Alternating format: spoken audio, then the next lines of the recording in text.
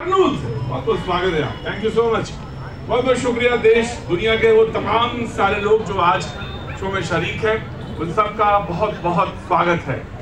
बातचीत के सिलसिले को शुरू करेंगे। मैं सोचता हूँ आज पहले बाजी कहाँ से आना हुआ, इधर आ पास आओ।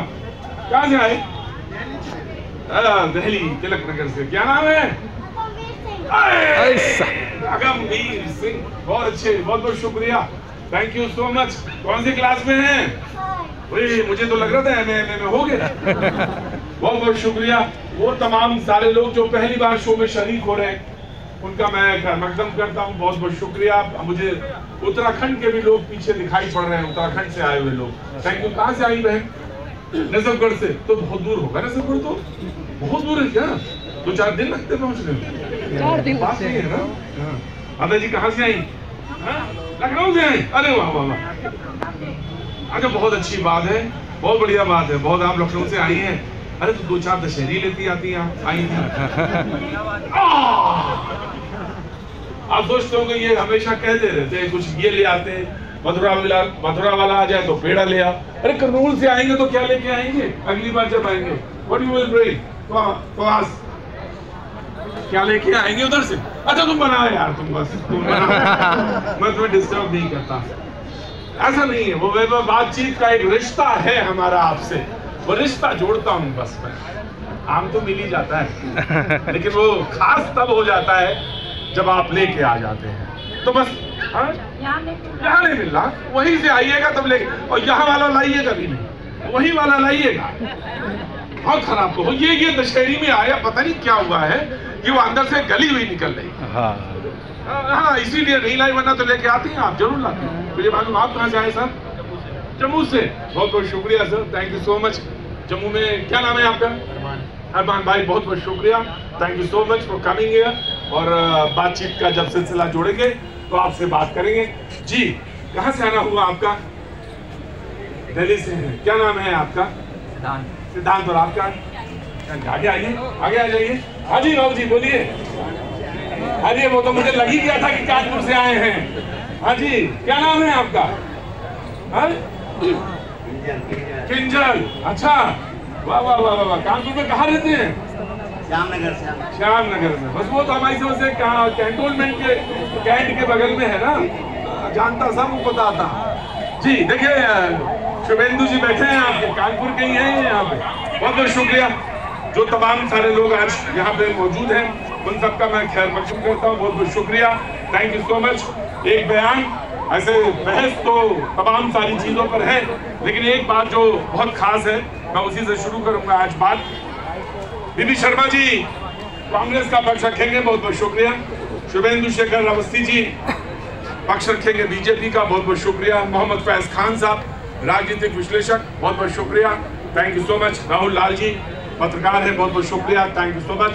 शैलेंद्र दुबे जी, बहुत बहुत शुक्रिया, थैंक यू सो मच। आम आदमी पार्टी के हमारे तिवारी जी, बहुत बहुत शुक्रिया, थैंक यू सो मच। अभिषेक, बहुत बहुत शुक्रिया। बातचीत शुरू करें जी? हाँ जी, ये अभी थोड़ा और आपसे बात करें, बताइए जैसा बोले। हाँ जी शुरू करिए, बात कर लें तो बताइए कहाँ से आए? भरतपुर राजस्थान से आए हैं। क्या पूछना चाहेंगे आप? बीजेपी से। आप पूछो, तुम बिल्कुल बिल्कुल निश्चिंत होकर पूछो। जैसे कि अपने यहाँ के युवा, इंडिया के युवा रोजगार के लिए परेशान है, राजस्थान में भी काफी परेशान है, तो आपका आगे क्या मास्टर प्लान है? इसी में तो आज बहस है। मुझे मालूम था कि ये सवाल आने वाला है, इसी में आज बहस इसी पर है। राहुल गांधी ने एक सवाल पूछा कि जो ये मेड इन इंडिया है आपका, ये जो मेक इन इंडिया है, ये जो है ये काम का नहीं, उनका कहने का मतलब है। उन्होंने कहा कि ये सिर्फ एक स्लोगन है, ये जिसे वो कहते हैं कि बयान है, और इसके तहत कोई काम नहीं हुआ, ऐसा वो कहते हैं, ऐसा वो मानते। पिछले 10 सालों का वो लेखा जोखा के हिसाब से आए। लेकिन बहस तो मैंने पिछली 5-6 बहसें ऐसे की हैं जिसमें 11 साल का लेखा जोखा आया है। लेकिन ठीक है, आज की बहस यही से मेक इन इंडिया से शुरू होगी। वो तमाम सारे लोग जो आज मैंने जिनका नाम दिया वो यहाँ पे पार्टिसिपेट करेंगे, लेकिन वो तमाम युवा भी दिख रहे हैं मुझे, जो मैं उनसे भी बात करूंगा। कहाँ से आए आप?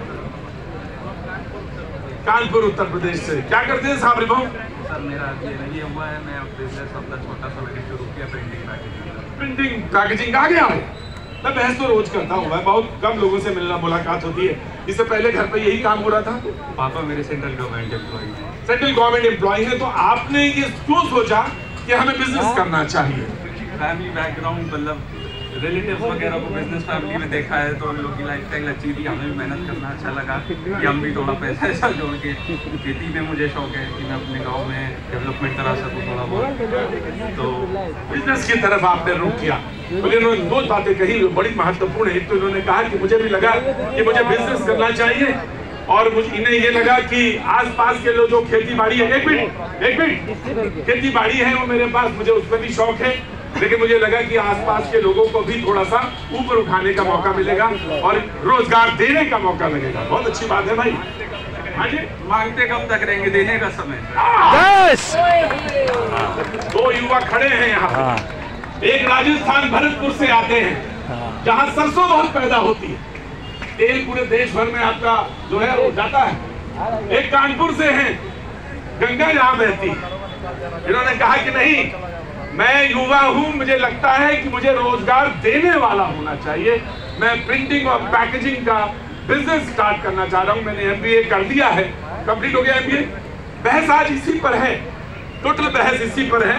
और क्योंकि विपक्ष की तरफ से बात आई है, राहुल गांधी ने आज सवाल पूछा है, तो मैं इधर से ही शुरू कर देता हूं, और then the BJP will respond. सबसे पहले मैं आपको आज विषय को रखने का मौका देता हूं। जी राहुल लाल जी। राहुल गांधी जी ने जो बातें की बड़ी गंभीर। ये राहुल लाल जी है, वो राहुल गांधी जी ने कहा।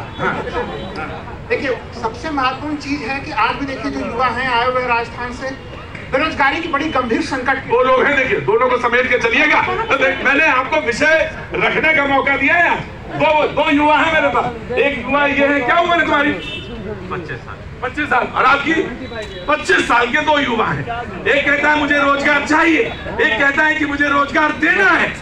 दो लोग खड़े हैं। नाउ आप you compare and then you state the matter. मेरे इस मामले में आप देखिए, जब स्टेटमेंट पूरा होगा दोनों ही युवा कवर होंगे। हाँ। रोजगार देने वाले भी और रोजगार लेने वाले भी, दोनों की समस्याओं का समाधान निकलेगा। क्योंकि देखिए, मुख्य चीज ये है कि जो राहुल गांधी कहना चाह रहे हैं, और जो मैं भी लगातार देख पा रहा हूँ अर्थव्यवस्था जो विभिन्न आर्टिकल्स को लिखते हुए, कि मैन्युफैक्चरिंग सेक्टर लगातार जो है उसमें गिरावट आ रही है। अभी भी जो लेटेस्ट आंकड़े, जो मैं राष्ट्रीय सांख्यिकी संगठन के आंकड़े जो हैं वो 3.7% मैन्युफैक्चरिंग के आंकड़े हैं इस समय। तो मैन्युफैक्चरिंग वो पिछले साल से गिर रहा है, पिछले साल का देखेंगे उसके पिछले साल से लगातार नीचे गिर रहा है। तो इसका मतलब है कि हमारे यहाँ पे कुछ चीजें आयात बड़ी भारी मात्रा में बढ़ रही है। और कहाँ से आयात बढ़ रही है? चाइना से देख रहे हैं कि वो आयात में वृद्धि है, चाइना को निर्यात में वृद्धि है। यानी अधिकांश चीजें जो है हम लोग चीन से मंगा ले रहे हैं, भारत में मैन्युफैक्चर नहीं कर रहे हैं। और एक चीज जिसके ऊपर बहुत ध्यान देना पड़ेगा, बीजेपी के लोग बड़े दावे के साथ करते भी हैं, और कुछ प्रयास हुए जैसे कि मोबाइल से संबंधित चीजें, असेंबलिंग का काम हो रहा है, लेकिन मोबाइल के विभिन्न प्रोडक्ट का भारत में निर्माण कब से शुरू होगा, मैन्युफैक्चरिंग कब से शुरू होगा? एक छोटा सा आंकड़ा मैं रखूंगा। इनका कहना है कि हम असेंबलिंग कर रहे हैं, मैन्युफैक्चरिंग नहीं कर रहे हैं। ये एक बात है, बिल्कुल वो गंभीर बात है, और वो आंकड़े में दिखता है सर। हाँ। 2020-21 में हम लोग चीन को जो निर्यात कर रहे थे वो $65 बिलियन का निर्यात था। वो 65 से बढ़ के $95 बिलियन होता है, $98 बिलियन होता है। अभी लेटेस्ट पिछले साल के आंकड़े हैं $113 बिलियन। हम लोग इतना जो है कि चीन से आयात करते चले जा रहे हैं। हम लोग का एक तरह से घाटा, व्यापार घाटा बढ़ रहा है। वो बढ़ते हुए पहले $85 बिलियन था, वो $100 बिलियन पे पहुंच चुका है। चीन पे निर्भरता हमारी बहुत बढ़ती चली जा रही है, और वो हमारे युवाओं का रोजगार खत्म कर रहा है। इस मामले के ऊपर ध्यान देना पड़ेगा, और वो चीज होगा तो देखिए, जो युवा रोजगार लेना चाहते हैं, अगर मैन्युफैक्चरिंग से संबंधित इंफ्रास्ट्रक्चर को मजबूत किया जाएगा, इन्हें भी लाभ होगा और उन्हें भी लाभ होगा, उन्हें भी रोजगार मिलेगा, और ये भी ज्यादा लोगों को रोजगार दे सकेंगे। अब आपको लग रहा होगा कि क्या ये देश में अर्थव्यवस्था बड़ी संकट में है, ये सवाल आया होगा। इस सवाल का जवाब मैं बाद में दूंगा, और आंकड़ों के साथ ही दिया जाएगा कि इस समय फॉरेन रिजर्व कितना। फॉरेन रिजर्व से मतलब क्या होता है कि हमारे पास देनदारी अगर आ जाए तो कितने देने के लिए कितने पैसे हमारे पास सरकारी खजाने में मौजूद हो। नमस्ते सर, आज तो योगा डे है, तो आप योगा इंस्ट्रक्टर हैं?